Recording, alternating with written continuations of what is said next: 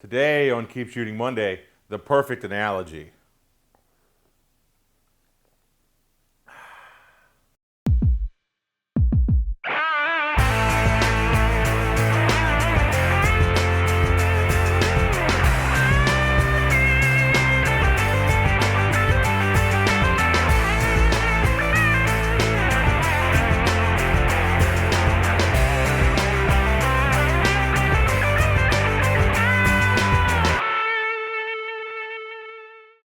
Hey everyone, Greg Cazillo from Cazillo.com. Welcome to Keep Shooting Monday.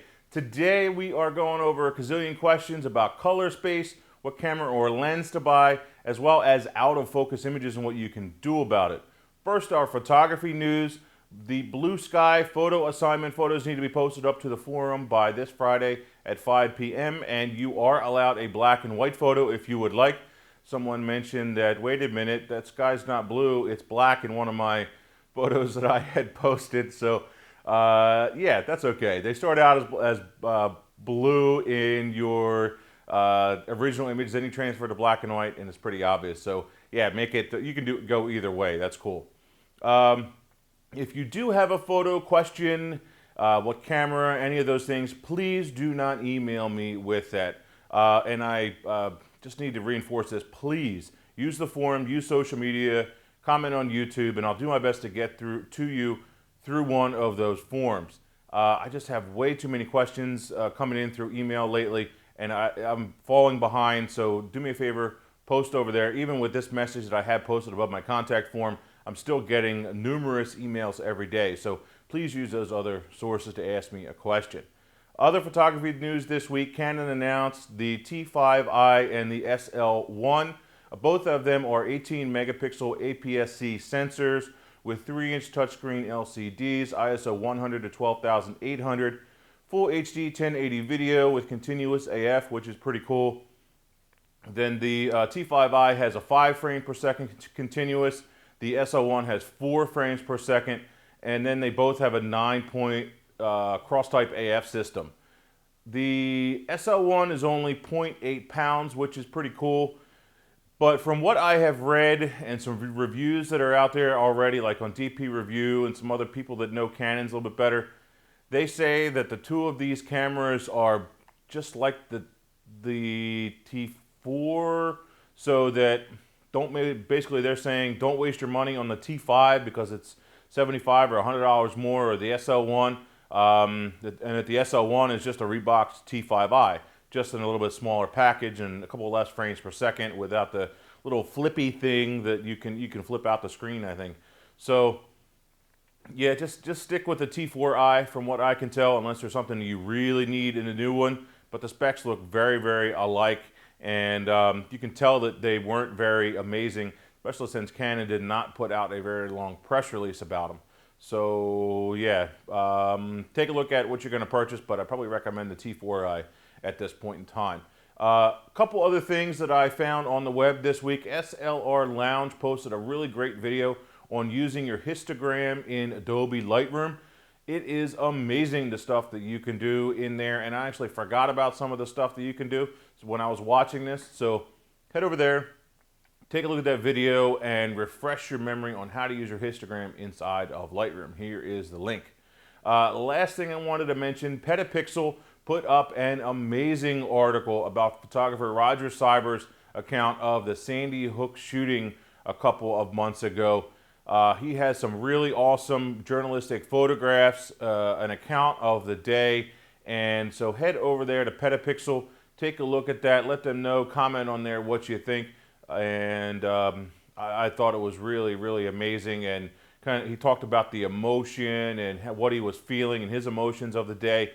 So I really thought that was important because photography can be very emotional, especially when you are a photojournalistic type of photographer. So yeah, head over there. But first, gazillion questions. Can you explain how you came up with your almost checkerboard looking logo? What inspired you? Thanks, man. My logo, which you see in the bottom right-hand corner of all of my photographs and bottom left-hand corner of all of my videos, that came about because I wanted something that really talked about pixels, and I love the color red, and so the little checkerboard, the little pattern that's there, really fit for me. I wanted to rebrand myself and the way I did things and my website and everything. So I actually had a local designer help me to put that together. I had tried and tried and tried and tried to come up with a cool logo, and it just escaped me. I couldn't make it work. And so I ended up getting a local designer to help me with it, and we actually ended up bartering, which was awesome because she needed some work done. And so I'd suggest that to you too. Find a local graphic designer if you need something like that done, or website designer if you can barter your services for theirs. Anyway, that's where the inspiration came from. Is just the idea of the pixel, and well as the little bit of website design work that I do, along with the photography, and now putting everything up on YouTube. So it fits well, but the original idea came from the pixel. What picture style do you shoot in? I do not use any of the picture styles or any of the extra settings that are in the camera to modify my photos. The only thing that I have set is a little bit of extra sharpening that will only give me a little bit better preview, letting me know if I have a nice sharp image in the camera. Other than that, I could not care less about it. The majority of the settings in the camera.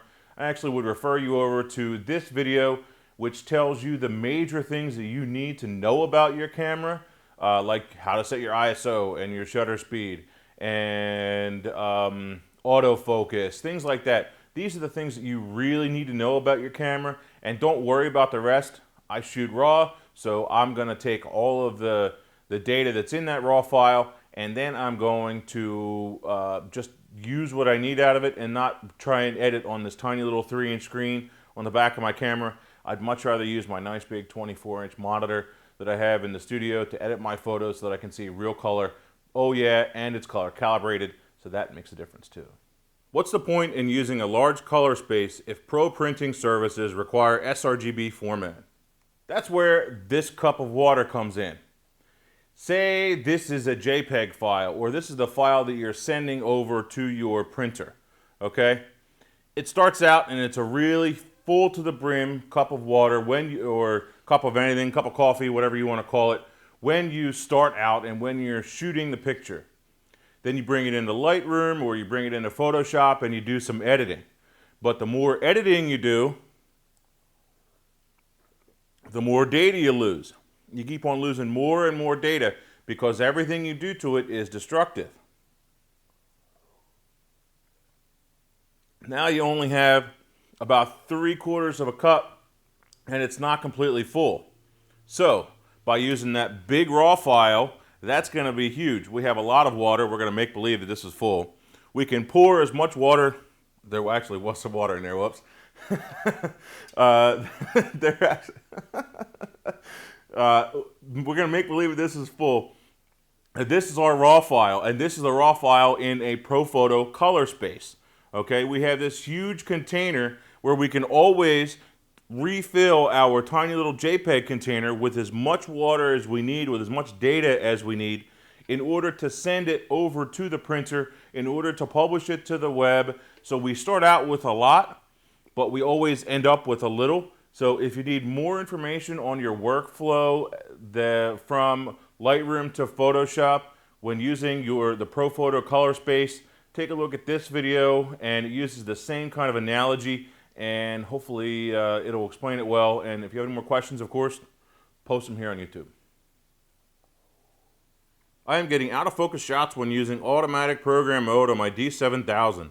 I use a Nikon 15-135 lens set on 135mm. Why? Question mark. First, you need to figure out what kind of focus problem it is. Is it a depth of field problem because you had too shallow of a depth of field to get everything in the image? Is it a focus problem where your lens is not focusing properly on the subject? So you need to think about that, and you can take a look at this autofocus video to help that problem. Third thing it can be is just camera shake.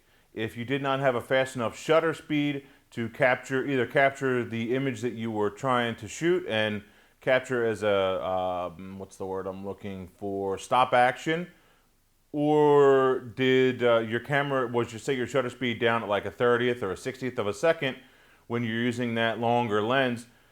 Typically the rule of thumb is to keep your shutter speed higher than the millimeter point of the lens. So if you're at, say, 200 millimeter, keep your shutter speed above 1/200th of a second. If you're at 135 millimeter, like you said, then you could go up to, say, 1/25th of a second, and that should be plenty. But once again, you need to look at the photos and figure out what's going on. Now, you also mentioned you were using the automatic mode. I highly, highly suggest taking a look at this video that explains one of my first videos that I put up actually almost 2 years ago now, which is amazing. I should probably redo this video one of these days. Anyway, you need to take a look at this, understand how your aperture, your shutter, and your ISO work together. And then once you understand that, get out of that automatic mode, get out of those program modes, and start getting in the manual, and you'll have a much better understanding of what is going on and the best way to use your camera. Yeah, take a look at the video, and I think that should help you out a lot. I'm wanting to buy the 70-200 f4 non-IS. I don't think it's worth the extra money for the IS. Now, is that a good lens, or should I try saving up for the 70-200 IS? I'm barely 18, so it'd take me an entire year just to save. Buying a vibration reduction or IS or OS lens is more, those lenses are more than just having that additional feature plugged in. Those lenses are much better. They have better glass. They typically have faster autofocus. There is a reason those lenses are more expensive, and it's not just the vibration reduction that's built into the lens that makes them worth the extra money. Now, take a look at this video, give you a little bit more explanation of how I prefer to use my VR, IS, whatever you want to call it. Anyway, this comes to my point about buying cameras and lenses in general. This is a very personal thing, and this isn't something that you can really just ask someone else, what lens should I buy, what camera should I buy, what's this, what's that. In general, everyone, if you're shooting a small sensor, a crop sensor body, I think everyone should have a 70-200 and some kind of a 17-55. If you can buy them in an f4, if you can buy them in a 2.8, great. You're going to get a much better quality overall. You're also going to have a better resale value when you do decide that you want to sell them. Or they'll probably last you for 2 or 3 or 4 bodies, which is awesome. You always want to be spending more money on your glass than on your body. So, that said, like at my earlier point, it's a very personal thing. It's going to come down to how much money you have to spend. What is it that you shoot? You know, there's so many factors in there that you really need to take into consideration. It's really not something that I or anyone else can answer. And this is a question that I must get like 3 or 4 or 5 times a week. You know, what camera should I buy? What camera should I buy? What camera should I buy?